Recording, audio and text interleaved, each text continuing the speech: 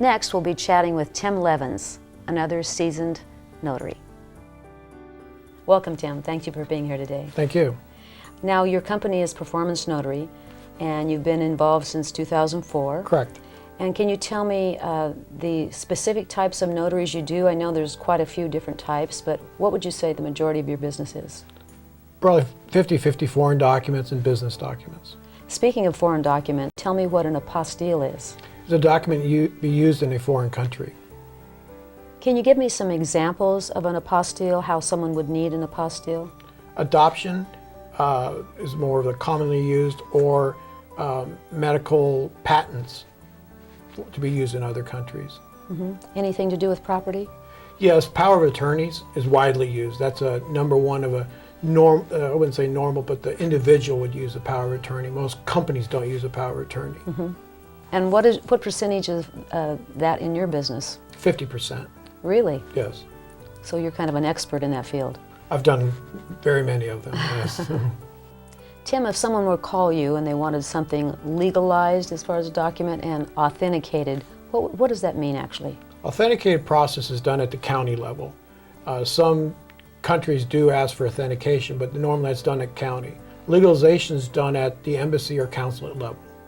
And it basically takes the process of notarizing the document, verify the notary by the county, and then the state would certify the document, and then it would go on to the embassy or consulate to get legalized. Sounds like quite a process. Yes, it is. And speaking of that, what kind of fees would someone incur to have something like that done?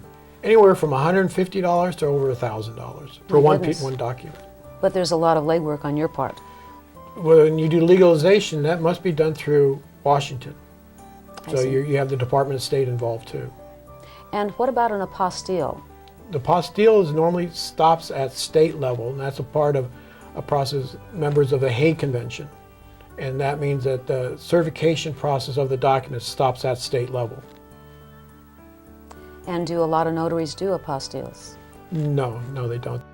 Do people come up to ask you for different forms when they come to see you? Do they expect you to have a power of attorney or a grant deed, what have you? Yes, that's a common problem where people think that I have all the documents for everything they need done.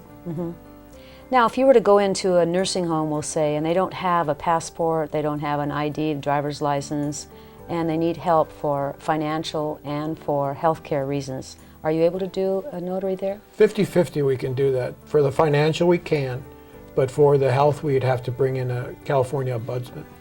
And can you explain a little bit about that? The ombudsman is somebody that is for patients' rights, and they're an advocate for people in long-term care.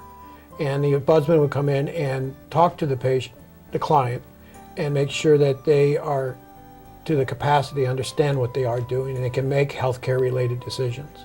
So if you were then in a nursing home and they had trouble signing their name, but the doctor said that they were coherent and knew what they were doing, would they still be able to have something notarized if it had to do with healthcare as well as finances? Finance, yes. You'd bring in credible witnesses, people that can tell me who that person is and under oath swear to that fact. And then as far as trouble signing, that's not a problem because we can notarize something by a mark. Really? Yes. I didn't know that. Yes. So that's a way, and they can use if they can't use their hands, they can use their mouth, as long as they make the mark. Have you ever had to do a notarization for someone that's blind? Yes, I have. You have to have someone interpret. As long as I can communicate with the person, that's all that I need. The person must have already had prior knowledge to what they're signing. They have to understand it completely, and that'd be something that I would ask the person signing the document. And that would be advice that was given to them by someone else, or Correct. read to them by someone else. Correct. Not by you. Correct. I understand you had an interesting signing that took you 2 days. Can you briefly explain that? It was a $400 to $500 million deal that was done, and 11 principals had to sign, and it came out to over 600 documents. Wow. It took, No wonder it took 2 days. well, we were fighting hand cramps. My goodness. And something like that, when you're doing multiple signatures, you give a special rate, I would guess? Oh, of course. Oh, Yes. oh, yes. Now, I know that you can only charge $10 for an acknowledgement and $5 for jurats in the state of California. Maximum, correct. But you can charge less. Correct. Now, one of the things that I realize with you that you actually give back to the community. Can you tell us a little bit about that? Yeah, I've been volunteering at the Huntington Beach Senior Center for probably 6-7 years now. And it's a service that I can provide to the seniors to get their affairs or their documents notarized without a concern with cost. That's great. Are there a lot of notaries that do things like that? I know of two, myself and another person that does every other week when I'm not there. Now, other than that, when you're actually doing notarizations, do you collect up front or do you collect after the signing? It's always taught to you to collect up front, but I don't feel that's a good business practice. I feel to collect after the job has been finished completely. Now, as far as going into prisons or jails, do you have to be on a type of approved list to go in? Now, that is the case now. And with Orange County, you have to have a security clearance, and that's done by the county. And what times can you go? 24/7, anytime. They never close for official business. That's great. If a wife calls you and says, I need to get a notarization for my husband and myself, my husband works, can I bring some identification for him so that you can notarize both of our signatures? No, the law states that you have to appear in front of a notary. Ah, okay. So he physically needs to be in front of me for me to notarize something. And when someone calls you, what do you tell them before you go do a notary? Make sure they have current and valid identification. So I see you have your equipment here, and one of the things I noticed is your embosser. That's not used as much in California, is it? Correct. I use that more for foreign documents. Foreign governments and that they recognize the embossed stamp more because anything that comes from a county, state, or federal is embossed on a piece of paper or gold seals.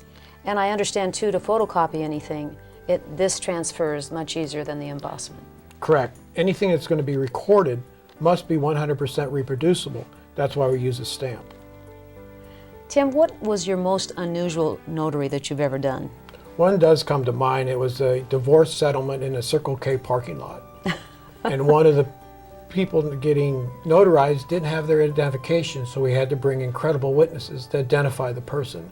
That brought more people to the parking lot, which made for more confusion. Is there anything that you would like to add to people watching, maybe to be prepared for the next time they need a document notarized? I think the most important thing is understand what they're doing and what they need a notary for.